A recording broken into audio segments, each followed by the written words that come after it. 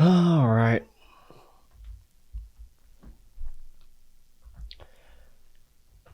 Well, it's finally here. After nearly 2 years, we're finally getting some kind of tangible update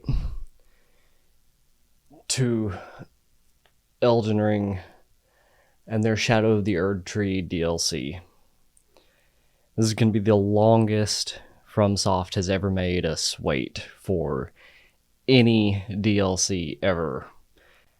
And I'm willing to bet that it's going to be damn good. There's been rumors floating around that the DLC is going to be like $80. And honestly, if that's the case, it's going to be one of those rare times when I'm going to be completely okay with that, because FromSoft is one of those very rare companies that just has honestly just never had a misstep. They've never fumbled with pretty much anything in their catalog. I'm completely fine with forking out 60, 70, $80 for what I am positive is going to be an entire extra game's worth of new content onto an already god tier game. But that's honestly just hearsay at this point, whether or not it's going to be, $80 or any amount of money, though I'm sure they're going to be charging for this in some capacity. There's no way they're going to be making people wait for 2 years and not charge money for this. But be that as it may, I'm fine with it regardless, because I know it's going to be good. I don't think really anybody's worried about that or questioning it. But I do have a couple of theories as to how this is going to go down. As far as what the DLC is going to be like. And they're not exactly hot takes or anything like that. I mean, Vadi Vidya has covered this kind of stuff at length and ad nauseum for a while now. If you've seen this screenshot of the DLC picture, then you likely already know where this is going. And I talked about this right after I beat the game about 2 years ago. But I think that the game will likely go in the direction of it focusing on Mikola and Godwin, with it, of course, almost all but being confirmed, it's showing Mikola on the picture of the DLC on the Shadow of the Erdtree cover of the DLC, and her riding what very much appears to be Torrent, your horse, and then the corrupted Erdtree in the background. And pretty sure that it's going to be covering Godwin in some aspect as well, simply because he's that big mutated fish-looking thing that's looming over Fia whenever you go into her dream to fight Lich Dragon Fortisax if you're pursuing the evil ending of the game. Spoilers for anyone who hasn't done the evil ending of the game, or who still hasn't beaten it yet completely, or who hasn't pursued that direction of the game yet. But yeah, that happens. And that's what that is. That's who that is Godwin the Golden. And those are the only two characters in the entire game that they really don't expound upon hardly at all. Is Mikola, the sister, or the twin to Millennia, and then Godwin the Golden, the other demigod. So you really don't get any kind of extra, or at least a major exposition on either of them throughout the actual game or through the main story.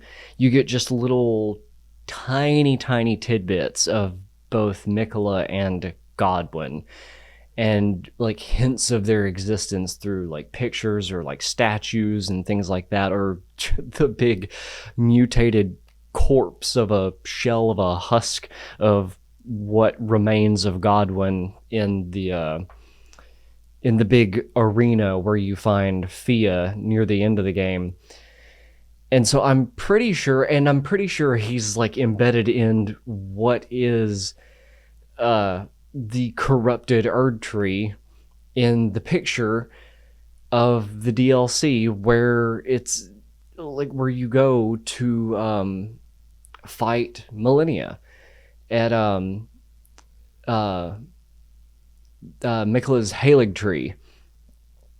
I'm pretty sure that's what that's supposed to be, and I'm not sure if they're going to be setting it in the future, like after the events of the bad ending, where you choose to side with the three fingers, and Melina swears to chase after you and swears vengeance on you because you kind of take away her reason for existence because you sacrificed yourself to set the tree on fire, and that was her only reason for existing. So now she, I guess, feels the need to kind of set things right. Or if it's going to be set in the past, like pre all of this, pre your existence, and shows you how everything got to that point. I'm not sure, but I'm rather positive. I'm calling it now that it's going to be set around the two of them. Like, it only makes sense. And again, that's not exactly a hot take in any way, shape, or form. Like, innumerable people, Vadi Vidya included, have kind of covered this at length already. But either way, whether I'm right or wrong, the DLC is undoubtedly going to be batshit crazy and going to be really, really good. And it's one of the very few times that I am wholeheartedly willing and completely okay with shelling out another game's worth of money for it. I mean, like I said before, this is the first time ever in FromSoft's history of a company that they've ever made anyone wait more than 8-9 months for a DLC, because that's always been their track record. Like, they put out a game, 8-9 months later, DLC. 8-9 months later, another DLC, and then that'd be the end of that game's cycle. Then a new game comes out. It's always been the case for Dark Souls 1, 2, and 3, and that's been their cycle. And in this case, 2 whole years have passed. In fact, I believe 4 days from now, 3-4 days from now, it will be the 2-year anniversary of Elden Ring's release.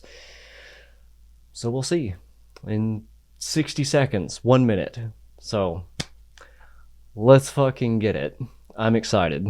I've legitimately been looking forward to this. I'm stoked.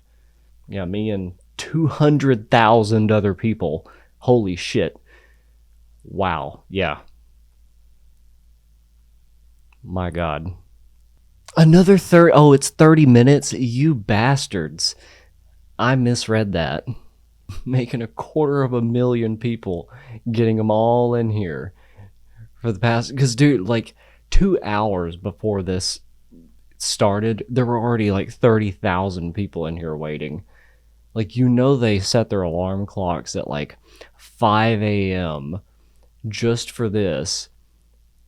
And then everything's set and ready to go. 250,000 people get in here, and boom, extra 30 minutes added to the clock. I'm just like, dude, come on, just give it to us already. We've been waiting for 2 goddamn years. Like, I haven't even slept. And to know, for the record, it wasn't because of this. This didn't help. I was actually up playing Dyson Sphere, but when I realized that this was also premiering at such an early hour, I was like, well, I might as well stay up, because if I don't, there's no way I'm going to catch it when it does premiere. And then, of course, they do this. So, bravo, FromSoft. You got us all. I'm not really sure if they're gonna go into the future or past with this DLC, because there's hints all over the place in the main game, like with you seeing Mikola in the cocoon in Moog's palace, with Mikola still, but existing, but being kind of in an unfinished state, and then you seeing Godwin in that malformed demigod like husk of a shell of what he was supposedly transforming into, or had transformed into, or was becoming, or whatever it was. But again, like I said before, you never really get any kind of exposition into any of that in the main game. So I don't really know if they're actually going to expound further upon that in the DLC, or if it's going to go back into the past to explain how everything got to that point. Because if you do the evil ending, then it leaves a lot of cliffhangers open for interpretation, much like the rest of the game does. But so I don't know, it could go either way. And it kind of reminded me of one of my buddies who streams on Twitch, Seven String Syndicate, who mentioned once, way back when I was live streaming Returnal, way before my channel ever existed.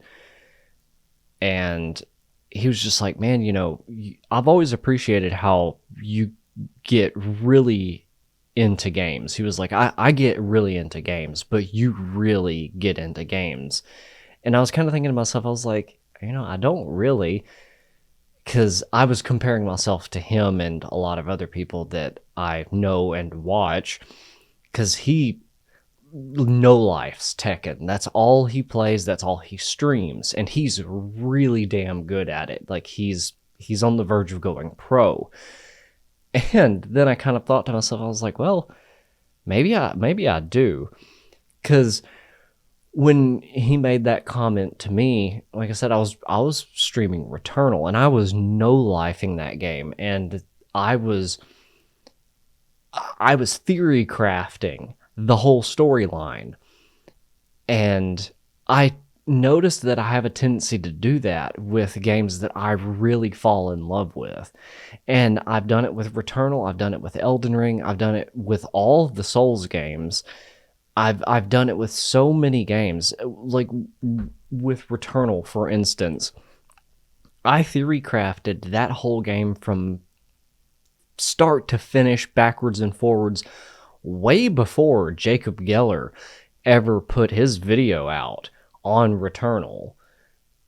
And I called it flat out. Not to say that his video is canon or anything, calling Returnal hell, but let's assume for a second, let's just play ball and say that Returnal, like, you're in hell.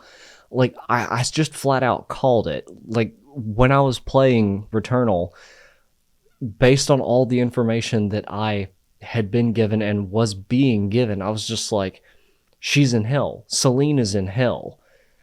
Like, there's only 3 possible explanations. She's in hell, she's in purgatory, or the only other possible explanation is that she's in a coma, and it's all basically happening in, like, the head, kind of like a pyrocynical video. But that one kind of wouldn't really make sense, because based on everything that's happening and all the things that you're being kind of drip-fed throughout the story, it makes more sense that she would either be in hell or purgatory. And it basically, according to everything that happens, you're in hell. She is in hell. And it's a hell of her own creation. And then, of course, I found Jacob Geller's video on Returnal. I was just like, I fucking called it. I knew it. I was like, this is so validating. I fucking love this. And it's really great to kind of be able to get into games that you love that much and be able to theory craft things like that and fall in love with games to that kind of level, to find a game that you love that much, that really ingratiates itself that much with the things that you love, the things that resonate with you that much. And oddly enough, Elden Ring is one of those. The Dark Souls games, the whole Souls series has always kind of done that with me to some extent, but I think a lot of people will agree that the original trilogy, Souls 1, 2, and 3, were way more ambiguous and just kind of airy in their lore, if you will.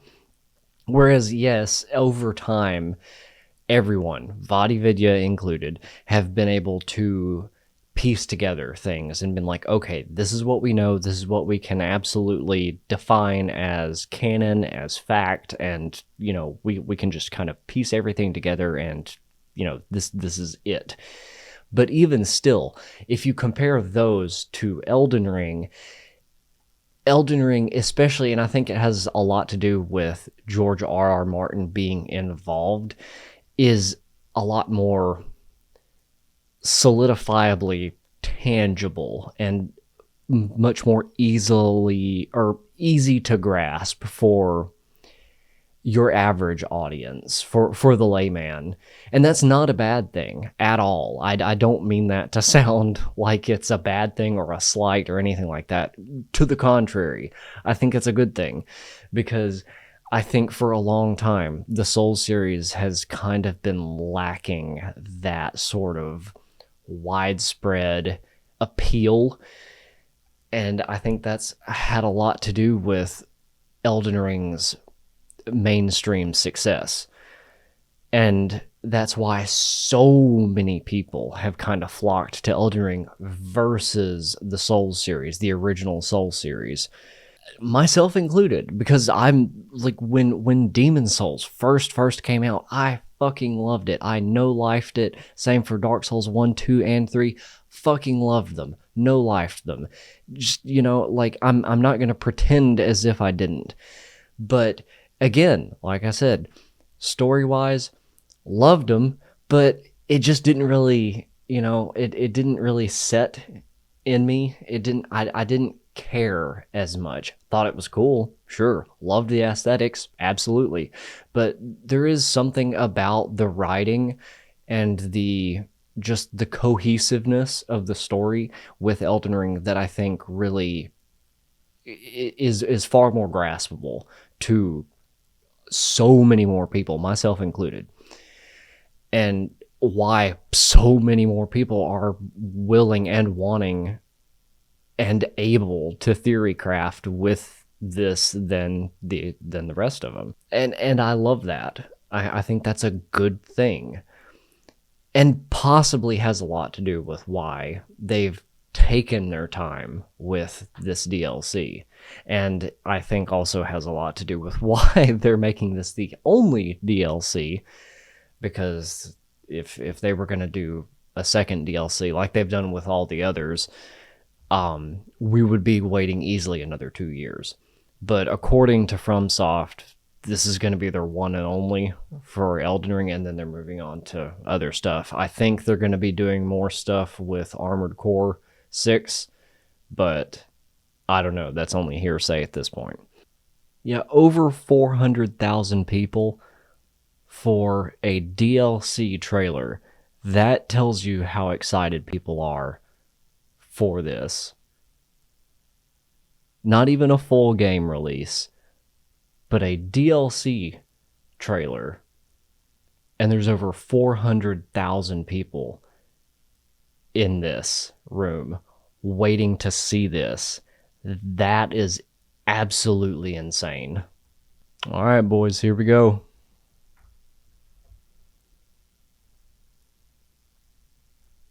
Peggy 16.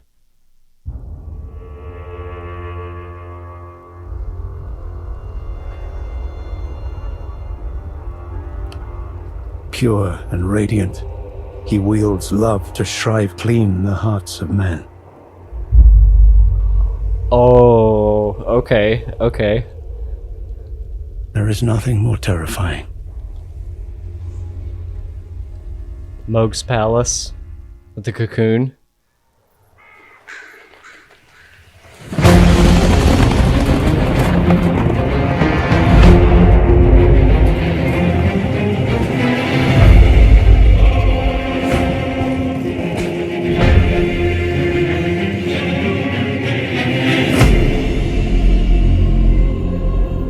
In that forsaken place, blood must spill. Blood of your fellows. The Erdtree faithful.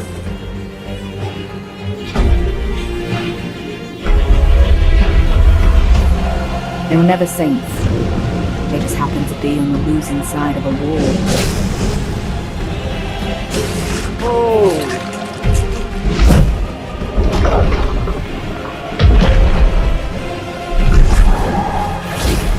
Alright, that's hype.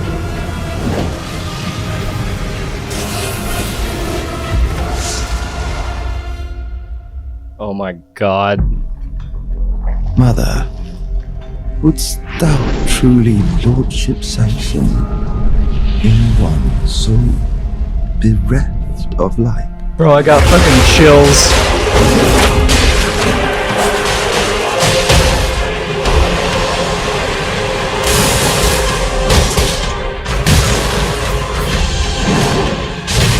I presume you, too, are keen to know just what kind Mikola is doing here.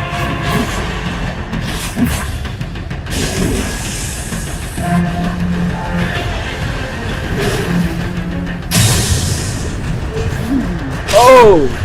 Those stripped of the grace of gold shadow meet death in the embrace of restless flame. Come now, touch the withered arm and travel to the realm of shadow. I will not be far behind. May we meet again.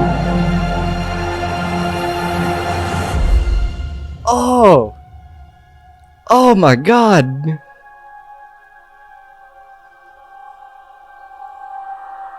That's so fucking hype. June. Fucking June. June 21st. Oh my god. 673,000 people. Oh my god. Yes. Fuck yes. Fuck yes. That's so good. Okay. Fuck yes.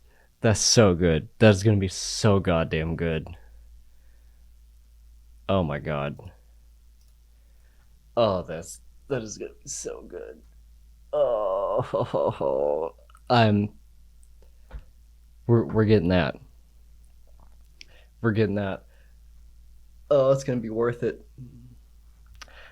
The music so good. Everything looks so good. Oh, that's gonna be so worth it. I have no complaints whatsoever. Worth the 2 years. Absolutely worth it. No complaints.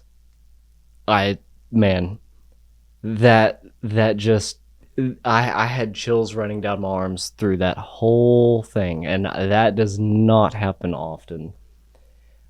Holy shit. I'm man, I'm kind of at a loss for words. And again, that doesn't happen very often. Yeah, I don't know. I'm just stupidly excited for that. I don't mean to kind of gush on that, but wow, yeah. Really looking forward to that. Almost as much as I am looking forward was looking forward to it when the original trailer for Elden Ring dropped. So yeah, that's gonna be super fun in June when that comes around. So we have that to look forward to. Fuck yeah, it's gonna be good.